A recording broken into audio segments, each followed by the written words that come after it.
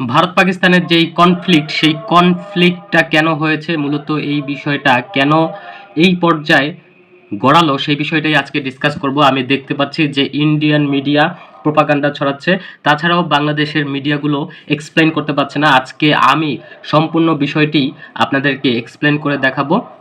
দেখুন, ভারত মোদী সরকারের আন্ডারে রয়েছে এবং মোদী সরকার বরাবরই একটি উগ্র সরকারের সরকার পরিচালনা করে থাকে। তারা সবসময় আমরা দেখেছি হিন্দু মুসলিম দাঙ্গা নিয়ে রাজনীতি করে এসেছে এবং মোদির পাওয়ারই এটা। মোদি সবসময় ভারতের জনগণকে আশ্বাস দিয়েছে তারা হিন্দুত্ববাদ কায়েম করবে এবং তারা এই হিন্দুস্তানকে সকল প্রকার ধর্ম থেকে, শত্রু থেকে বাঁচাবে, অর্থাৎ মুসলমানদের থেকে বাঁচাবে, মুসলমানদেরকে ধ্বংস করবে, সেই প্রতিশ্রুতি দিয়ে থাকে। সেজন্য ভারতের জনগণ মোদী সরকারকে একটা সাপোর্ট দেয়, অন্ধ ভক্তর মতো সাপোর্ট দেয়।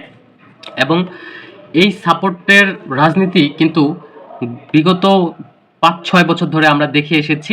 এখন দীর্ঘ সময় যখন একটা রিজিম থাকে এবং এক স্ট্র্যাটেজি অনুসরণ করে, সেই সময় জনগণ, সচেতন মহলের জনগণ, তারা কিন্তু স্ট্র্যাটেজিগুলো ধরে ফেলে। সেই স্ট্র্যাটেজিগুলো সময়ের সাথে সাথে পরিবর্তন করতে হয়। আমরা জানি মোদী সরকার এবার জোট সরকারে পরিণত হয়েছে, এককভাবে সংসদে তার রাজত্ব কায়েম করতে পারেনি। জোটে যেহেতু আছে, বোঝাই যাচ্ছে মোদী সরকার একটি নড়বড়ে সরকার হয়ে আছে এখন। সেই ক্ষেত্রে মোদী সরকার এখন নতুন স্ট্র্যাটেজি অনুযায়ী এই যুদ্ধ অবস্থা তৈরি করেছে। অলরেডি পাকিস্তানের সাথে ভারতের যুদ্ধ হচ্ছে, পাল্টাপাল্টি আক্রমণ হয়েছে এবং এইটা সম্পূর্ণ পলিটিক্যাল পার্সপেক্টিভ থেকে এই বিষয়টা ঘটানো হয়েছে ভারতের পক্ষ থেকে। এখন দেখেন, ভারত এখানে মোদী সরকার অনেক বড় একটা গেম প্ল্যান করেছে। এই গেম প্ল্যানের ক্ষেত্রে মোদী সরকারের জনপ্রিয়তা তুঙ্গে উঠবে যখনই ভারত পাকিস্তানকে আক্রমণ করবে। ভারতের যদি জয় হয়, সেখানে মোদী সরকার অনেক বড় বাহবা পাবে। তাছাড়াও এই যুদ্ধ অবস্থা যে কোনো দেশে যখন হয়, তখন বর্তমান সময়ে যেই সরকার উপস্থিত থাকে, সেই সরকারকে সকলেই সাপোর্ট দেয়, সকলেই সেই সরকারকে সমর্থন করে। কারণ কি? কারণ দেশকে বিপদ থেকে বাঁচাতে হবে, যুদ্ধে জয়ী হতে হবে। এখন এই বিষয়টাই আমরা লক্ষ্য করছি, মোদী সরকার বিপুল সাপোর্ট পাচ্ছে বিরোধী দলগুলো থেকেও এবং দেশের জনগণের কাছ থেকেও।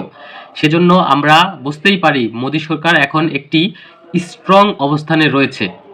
কিন্তু এখানে একটি সমস্যা হচ্ছে, সেটা হচ্ছে পাকিস্তানকে যেহেতু আক্রমণ করেছে, পাকিস্তান থেকেও পাল্টা আক্রমণ আসবে।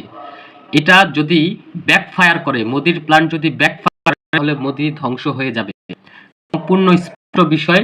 যদি দিতে পারে, ভারত যদি ক্ষয়ক্ষতির পরিমাণ বিপুল, তাহলে পতন ঘটবে, মোদি সরকার থাকবে না। কারণ যখন দেখবে যে যুদ্ধটা মোদি থেকেই প্ল্যান করে বানানো হয়েছে, তখন ভারতের জনগণ এই বিষয়টাকে নেগেটিভভাবে নিয়ে মোদি সরকারের পতন ঘটাবে। এটা সম্পূর্ণ ব্যাকফায়ার করতে পারে। আর যদি সফল হয়ে যায়, তাহলে মোদি সরকার আগামী 15 বছর নিশ্চিতভাবে ভারতের প্রধানমন্ত্রী হয়ে থাকবে।